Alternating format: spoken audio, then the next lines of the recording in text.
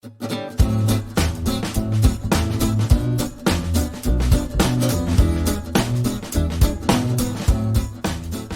meer come see what? Op meer some keet. Op meer some keet, which is of course Luxembourgeois, I believe, not Luxembourgish, Luxembourgeois for Achtung, Achtung. That's amazing. Yeah, op meer some whatever. Highly relevant around this time of year, as we're just getting past the Bulge anniversary. Luxembourg, of course, got caught right up in events and lost a lot of men. There was a moment of delicious irony post-war as Luxembourgeois troops took part in the occupation of West Germany. That must have felt good. Yes. See how you like it. Is this the smallest country in history to occupy a major international power? Good question. Anyone know? I suppose have the Vatican ever occupied anywhere? The whole of Latin America, so, mate. Yeah. Anyway, welcome to We Have Ways of Making You Talk, the Second World War History podcast with me, Al Murray. And at the other end there is James Holland. Yeah, it's a good afternoon, good morning, whatever time of day it is. Hello. We should just apologise, really, shouldn't we? Because we have been talking to Luxembourg and the Bulge and all that. Yeah. We were sort of vaguely promising we were going to go over, and we haven't quite got round to it. So sorry, everyone. We couldn't make it add up because you had to go to Stuff the Panto. Was happening. You had to go to the Panto, didn't you? I had to go to the Panto. No. And watch Julian Clary. No, you say, oh, no, I didn't. Oh, no, I didn't.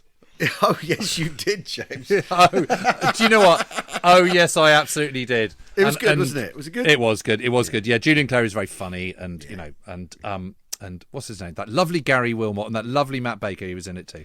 Did Gary do his Tube Station song? He didn't do his Tube Station song. He did another one. He did an amazing kind of 10-minute songs from every song from literally every musical you can ever think of, and put them all together into one long medley. It was quite extraordinary. And absolutely my favourite bit in the whole thing. But it obviously wasn't quite the same as freezing your nuts off in the foxholes in Foy outside Bastogne. No, I don't think Gary Wilmot is a Bulge veteran. I don't think he is. Oh, no, he isn't. Oh, no, he isn't. Oh, yes, he is. Yeah, sorry, I've really got to get into this Panto chit-chat. But we are going to do some trips in the future. That's the bottom line. Yes. Now, we have an email. To kick things off, we have an email sent by... there's no actual indication of how old this person is, but they're using the email, so there's a clue, about Red Cross parcels, because a few podcasts ago before Christmas we talked about, someone asked about Red Cross parcels, and you and I didn't know, did we? We drew a complete blank. No, we didn't know. No, it's one of those things you just take for granted. It just happened. Yeah, exactly. So he says, "Hi gents, love the podcast, etc., etc. Just listening to your podcast discussion about how Red Cross parcels and post and passengers in general got through between warring states and to POWs. I'm no expert, but a couple of points. As regards travelling and mail between occupied Europe and the rest of the world, Lisbon played an important role. There were scheduled BOAC flights from London to Lisbon, as well as Lufthansa flights from Lisbon to Madrid and onwards to the rest of occupied Europe. As late as September 44, the Lufthansa route net would have allowed you to fly from Lisbon to Helsinki. Although God knows how long it would have taken. And I would not want to have been on the Madrid to Stuttgart or the Berlin-Stockholm leg with the marauding RAF and Red Air Force fighters around. These planes would obviously have taken mail as well. As for Red Cross parcels themselves, they were shipped to Lisbon as well under escort from the US, the UK and Canada, then loaded onto a Red Cross ship to the south of France and thence transported to Geneva. From there they were transported to the individual POW camps. As far as I know, the Red Cross organised this, and presumably the Wehrmacht was happy to let them, as it meant they didn't have to feed POWs as much as they would otherwise. Anyway, good work on the podcast. Absolutely amazing. That is fascinating, isn't it? Isn't it? That's sort of that all adds up, and that sounds logical to me. Well, yeah, but I'm really, really pleased he bothered to email him.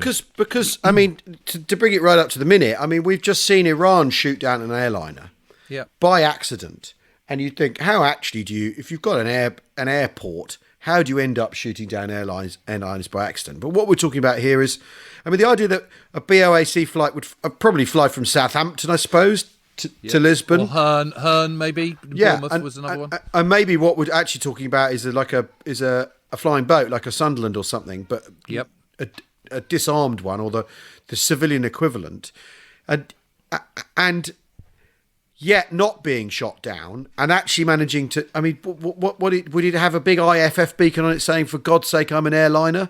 I don't know. Leslie Howard was famously shot down and killed, wasn't he? The Hollywood film star.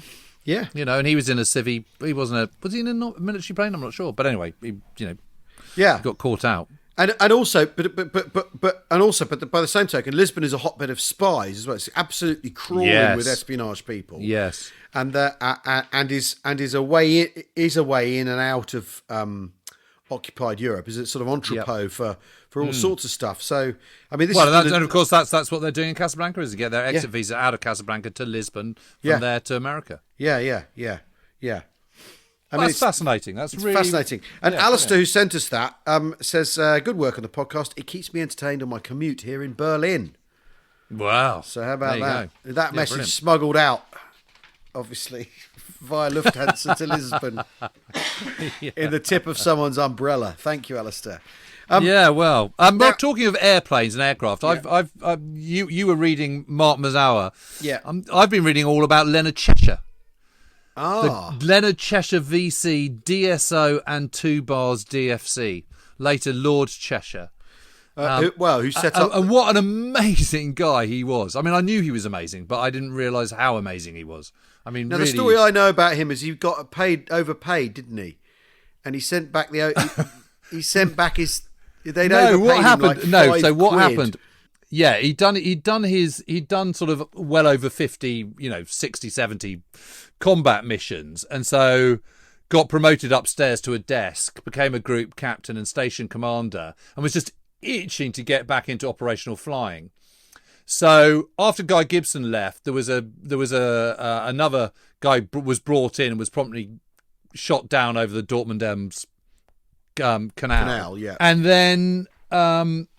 So there was a vacancy at 617 Squadron.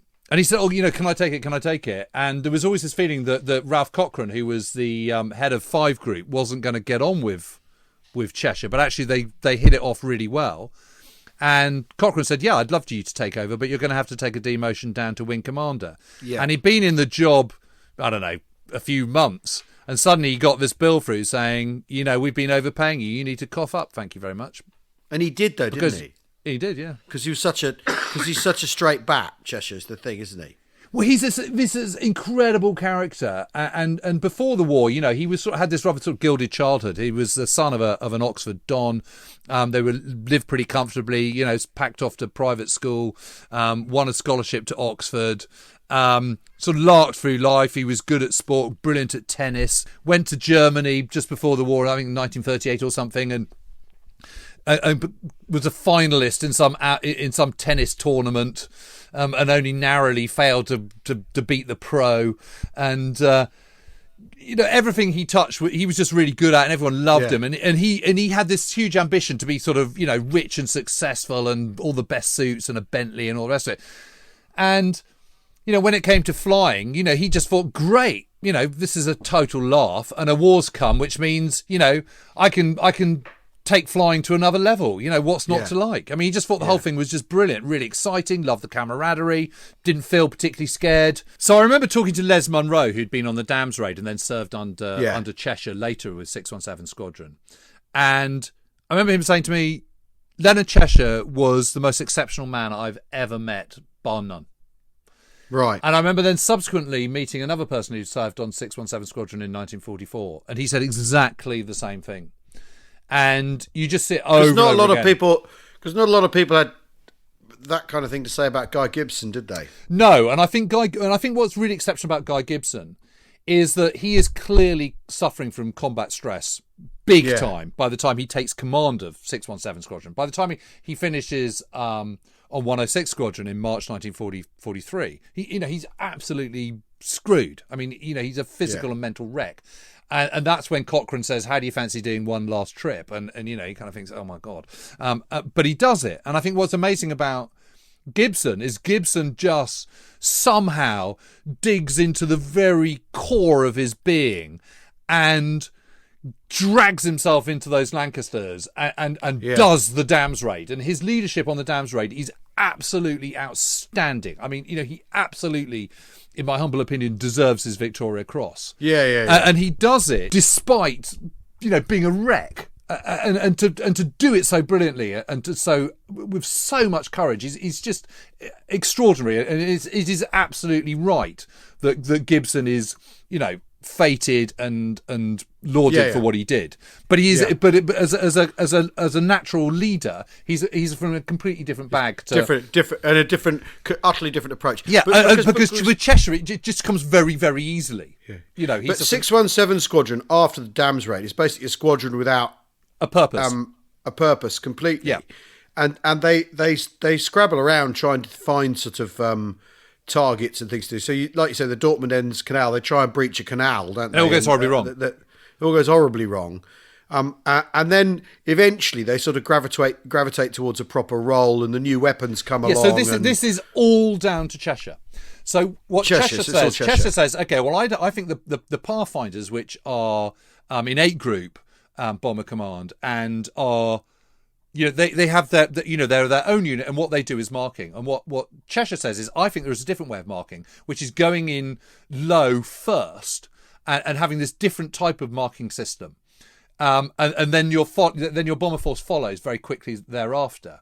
Yeah. And he started doing it with Lancasters, and then they progressed onto Mosquitoes, and then ultimately they progressed onto Mustangs to do it. But they were able to do it very, very accurately, and they were able to do it by day or by night.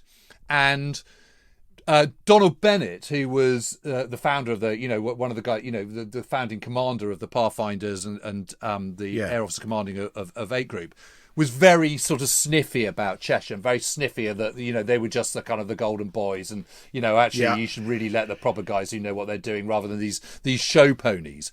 But time and again, Cheshire proves it, and he in what he does is he goes in and he treats everyone in the squadron the same. So the ground crew are treated with just as much respect as the air crew. He knows everybody. He creates a little kind of sort of church roof fund kind of thermometer with a red line for kind of improving efficiency. And if everyone improves efficiency, everyone can have 3 days off at the end of the month, and they achieve it. And it's about buy-in. It's about everyone working to a common purpose, and everyone being made to feel that they're all equally part of this one objective, which is to become the best squadron in anywhere in the world for bombing. And he practices, he trains and trains and trains and trains, and gets them all to train and train and train. And the results start coming in. And suddenly they are this absolute elite unit. And they can literally just bomb anything. They can take bombing accuracy to a matter of yards, where sort of, back in 1941, it was kind of, you were lucky if you got within... And it is just incredible. The gulf between what you can achieve just in the summer of 1943 to what you can achieve in the summer of 1944, with the latest technology, with the right training, with the right approach, is absolutely extraordinary. But what's really amazing about Cheshire, so he, having been tour expired, there's then a little hiatus, and eventually he ends up in July 1945 being sent out to Tinian, this island from which the atomic bombs are going to be dropped. He gets briefed in Washington first. He's the only kind of person of his rank to be briefed into what's happening with with the whole operation. And he does witness the Nagasaki bombing.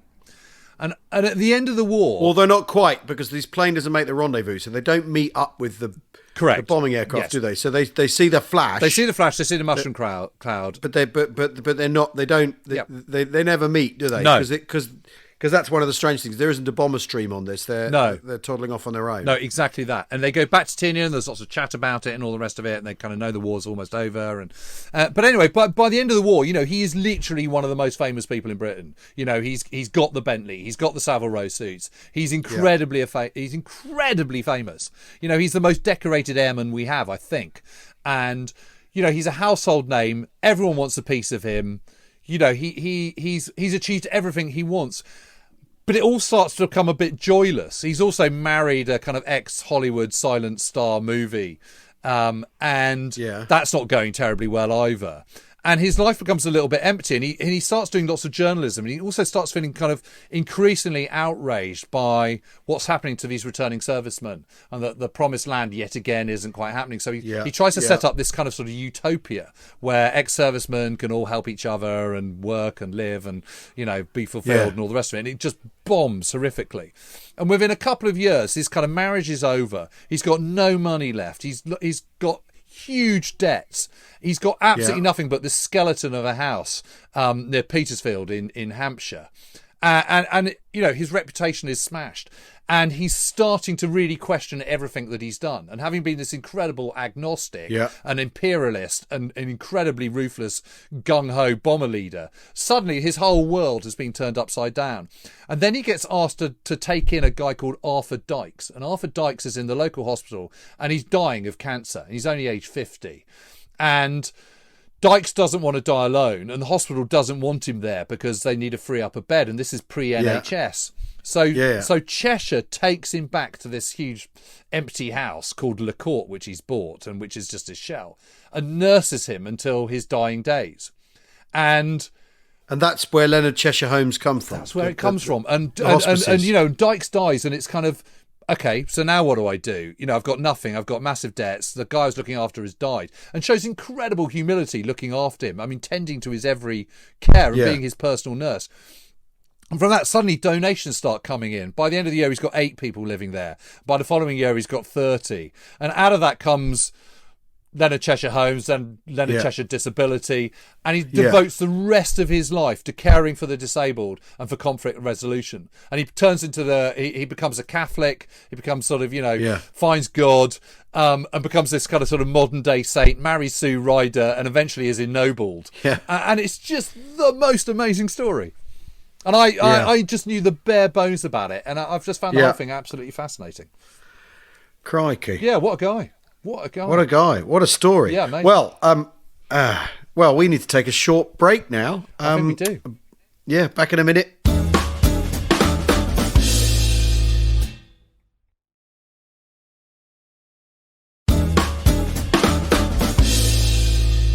Welcome back to We Have Ways with me and James. James, where have you been reading about Leonard Cheshire then? Well, I've been reading his biography by Richard Morris, who also wrote Guy Gibson's biography. Right. And Richard's a bit of I know him a little bit, and he's a lovely fellow, and he's a bit of a polymath because he's also an amazing musician and composer as well. He writes absolutely beautifully, and he really tries to sort of understand the subjects of his biography. He really tries to get to the bottom of their character, and as we all know, everyone's got very complex characters. There's nothing sort of linear about these things, and he really nails it, and it's really good. And there was another book that was sort of written about him some years ago, back in the 1950s, called No Passing Glory, which is just sort of very much of its age. But the Richard Morris book is just fantastic. And one of the main reasons for reading it was because I really, really wanted to know about how he took 617 Squadron on with this, and gotten to a stage where they became so accurate at bombing, and what these bombing techniques were. And Richard goes into very great details. He's obviously really done his research into the techniques, what it involved, how they went about it, all the rest of it, and it was just fascinating. So it just sort of opened my eyes to because they did in the end, like you touched on it, they did in the end use Mustangs, didn't they? And a Mustang would go in, drop a flare, mark the target. Wouldn't they? And they're going quite low. That was the point. So that you could drop your flares really, really accurately, which was not the way with the Pathfinders. Yeah, and they had there's also that raid, isn't there, where they go around twice to alert the French factory workers. That's right. It's an amazing story. And the big one where they, you know, the big test for Harris, to say for, you know, because what Cheshire says is, you know, we want some mosquitoes. This is pre the Mustangs. It said, you know, we want some mosquitoes and we want to do this. And Don Bennett is going, fish, you know, this is, you're talking out your backside. You know, this is, you know, don't give in to these people. And Harris goes, well, no, actually, I quite like the sound of this. You know, I'm going to give it a go. But he gives them this really hard test, which is to accurately bomb these targets in Munich, which is obviously spectacularly well defended. Incredibly very hard. Long way away. Yeah, a long way away at the sort of limits of range and all those sort of things. And they do it, and they do it absolutely spectacularly successful. And it is that raid that is singled out in the citation for the Victoria Cross above all others. So although it is a VC for consistent bravery in the face of enemy fire, it is that one is the kind of sort of the main one that is singled out. It's absolutely incredible. Oh, I should read that. What's it called again? It's just called Leonard Cheshire by Richard Morris. Wonderful, thank you. Right, now, Chris Swain has got in touch via Twitter. 38 million gas masks were issued in the UK at the beginning of the Second World War, even with Nazis' low morals. That's one way of putting it. They never used gas against civilians. Well, they did use gas against civilians, but I think we're talking because after all, the gas chambers they did use gas, but Zyklon B. Yeah, did they ever come close to using it as a strategic weapon? Yeah, he's thinking sort of phosgene mustard gas, rather like they did across the Western Front in the First World War. Absolutely love the pod, says Chris. Well, this is one of those things that there's a sort of, I suppose there is the idea that, well, Hitler was gas, so he didn't like gas, so that's why they didn't use gas, isn't there? I think that is a big part of it, to be honest. There's a big, it is a big. And also there's a big point that even by 1939 to 45, they still haven't worked out how you control gas. Because it doesn't matter how sophisticated your means of delivering it, you still got the problem that wind changes. And and there's also the kind of retaliation factor and all the rest of it. There's a whole reason why people don't use it. But in fact, the Germans do use it in the Second World War. They use it in the Crimea. And they use it. There's reports of them using it even in November 1941 when they're attacking the Crimea, but they most definitely use it in the summer offensive when they're trying to, when von Manstein's trying to clear the Crimea as a as a precursor rather to Operation Blue, which is the summer drive into the Caucasus. And they get completely bogged down there. One of the reasons they get bogged down, there's all these caves and catacombs in Sevastopol. And the Russians are in there and they think, well, okay, that's a pretty safe use of using it. So they put these kind of toxic gases into send them down into these caves and stuff to kind of winkle them out. Horrible. Really? Yeah. Yeah, they really do. Wow. Couldn't care less. I mean, their morals are that low. Well, and you are in the and this is the Rassenkrieg, of course. This is the race war. Yeah. The Eastern Front, the Russian front, always has that slightly different texture. To what happens in all of the Western encounters. Yep. I think it's fair to say that. But it's also fair to say that von Manstein actually asked permission to use chemical weapons, proper chemical weapons, proper gases, and is refused that. But what he uses is toxic smoke. Yeah. But it's still using chemical weapons. But the British never had to don their gas masks then, did they? No. But they did. You would use them in sort of smoky situations stuff. But I also think it's really interesting that someone like von Manstein, who is sort of generally, in the kind of narrative of it, is considered one of the sort of inverted straight generals, just a Prussian aristocrat who was just doing his bit and soldier's honour and all the rest of it. He's an absolute bastard like the rest of them. However, you do have Churchill drawing up feasibility for having German cities gassed, doesn't he? At one point, he says, "Look, if they're not going to throw in the towel now, and if the V weapons turn out to be more powerful than we could, because there's a real panic on with the V2. They don't know how big the warhead is, and at one point they think it's a 10-ton warhead rather than a 1-ton warhead, and there's a real There's a gap in the intelligence. They know the V2's coming, but they don't know what it actually is. And you've got Solly Zuckerman saying it's this, and other people saying that, and because in the end, until the first V2 start landing, they just don't know. No, and you do have a moment where Churchill asks for radical action. And he says there's a memo where he says, well, we're going to have to douse these German cities with mustard gas if it comes to it, if they won't give in, because suddenly you've got this final blitz of the V weapons is one of these things that kind of, it's one of these things, but we talk about this a lot. Surely they've lost the war. How are they able to prosecute any kind of action like this at all? And is what the British are thinking. And Churchill thinks, well, how do we strike back against the V weapons, especially when they don't really have them quantified, when they don't really know what they are. Yep. So there's talk of the British using gas right from the top, which is, I think, very interesting. Yeah. And I suppose the question is dropping mustard gas on a city worse than completely pulverising it with bombs? I don't know. Well, firebombing it. Yeah. Which actually leads us to our next question. Greetings from New Zealand. I've said it before, but it's worth repeating. The podcast is the gift that keeps on giving. Well, thank you very much. That's very nice of you. James, you should be knocking on Audible's door and narrator library of audiobooks. There's some good voices out there, but in my opinion, you clean up. Oh, there you go. Okay. All right. That's right. Anyway, thanks. I've thought of a few likely topics that I believe will interest your audience and are relevant to the theme of the Second World War story we all want to hear about. This is from Steve Flaunty in Wellington, by the way. Yep. Was the atomic bomb actually intended for Germany, but due to their early surrender, it was then used to end the war with Japan? Yes, it was originally, it was expected that it would be used on Germany. Yeah. Absolutely. And it was a massive race against time. And, it was 120,000 different people working on this. It's incredibly complex science and technology. And, it's just not ready. It's only just ready by August. I mean, by the very end of July, they've got them. They brought them over. They tested a couple of weeks before they use it, don't they? Yeah. And you've got this ongoing arm wrestle of the British trying to retain influence over the project, realizing they can't afford to do it themselves, trying to get the Americans to keep them in the loop. Yep.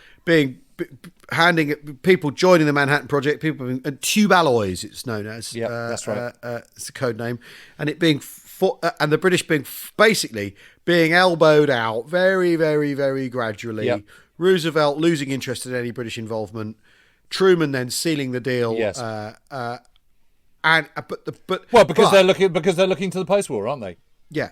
But the point of the atomic bomb, the atom bomb, of course, is its area bombing. Yeah. Is this what they're doing anyway? Yeah. Is it a Hamburg firestorm? It's a Dresden firestorm, or any of those, or Lübeck, or any of those much less famous or notorious firebombings? The Tokyo firebombing. Yeah. What the US more people are killed in Tokyo than are killed in Nagasaki. Yeah, and the way they were ruthlessly going about it. But of course, the attraction is it's one plane. Yeah. It's the panacea that everyone's been looking for ever since the beginning of bombing. And it makes duets bombing predictions come true. Yeah, exactly that. Which is, of course, why people have pursued strategic bombing in the first place. Is this idea that what you do is you create a situation where a government has to throw in the towel because... what you're doing is you're creating a situation where the bomb will get through and it will avoid any future ground conflict. Yeah. That's what everyone's been saying. And everyone's been saying all through the war. Harris has been saying it. Tui Spots has been saying it. All the bombermen have been saying, it may well be that we can just win the war just through strategic bombing alone.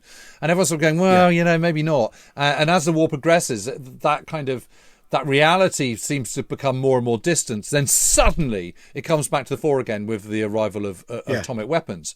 It self-evidently does. And the fact that we've had all this peace since Second World War, that we haven't had a war that's ever come close to being like the Second World War is, of course, because of the nuclear deterrent. And, so you're right. Duhay was proved right. Yeah. Just a bit later than people thought. But when they were building the bomb, they were thinking of it as an extension of strategic bombing, as a way of, rather than what then becomes apparent to everyone immediately is once it works is that we've got this is a world. You've almost got the ultimate bomb. You've got a war-changing weapon. Yeah. That means that, and it also the world will never be the same again. I think exactly. There's this incredible realization. Yeah, once the two bombs go, the warfare has just changed forever. Just in those moments. Yeah, and you can't do an overlord again because all they need to do is drop a nuke on it. So the scale of everything, your ability tactically and strategically is completely radically altered. But that's not how they were pursuing the project. They were pursuing the project in how do we get literally the most bang for our buck? And they're spending similar amounts of money on the Norton bomb site, similar amounts of money on the B-29 itself. More money on the B-29.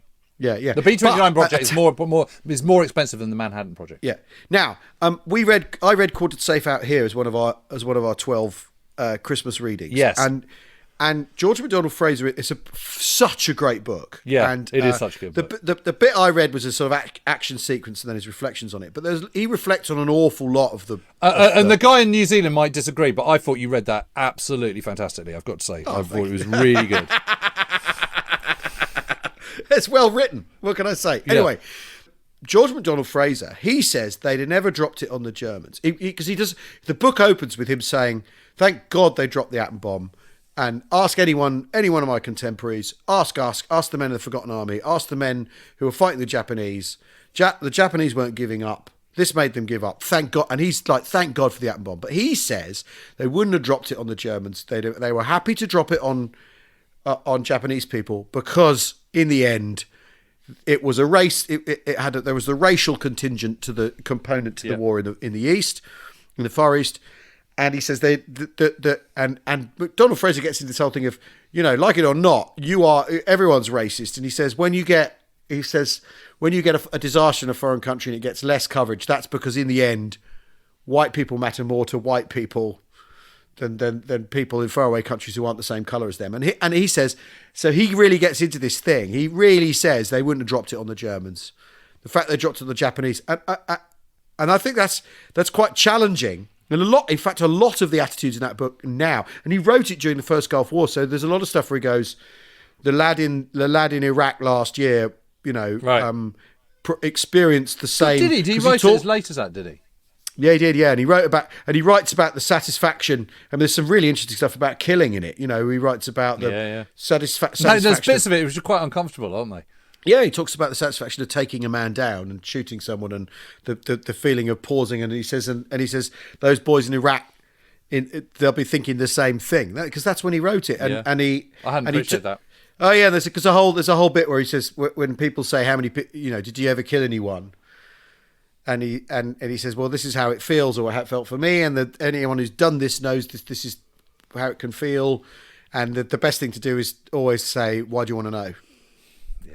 That's the best answer to that question. Reminds it. It's a perfect response, isn't it? And I do remember my classics and Latin teacher when I was Major Morris, and when everyone wanted to be next to him. You take it in turns at lunch to go with different school teachers. Yeah, and the best week of the term was when you were on Major Morris's table, because you could talk about fighting in Burma, and we'd always go, "Sir, did you kill any Japs? Did you kill any Japs, sir?"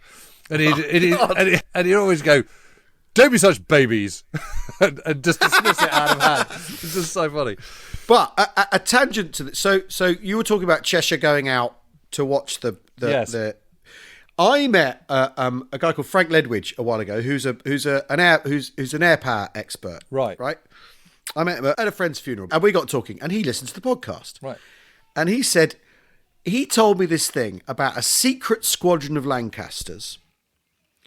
Unmarked aircraft, right? And he says, I can't quite get to the bottom of this, but he thinks what they were doing, and it was with a modified aircraft, because the only plane that could carry what they thought the atom bomb was going to be was a Lancaster, until the B-29 came along. And he thinks they were rehearsing for using the atom bomb on Germany. Isn't that amazing? Well, that sounds quite plausible to me.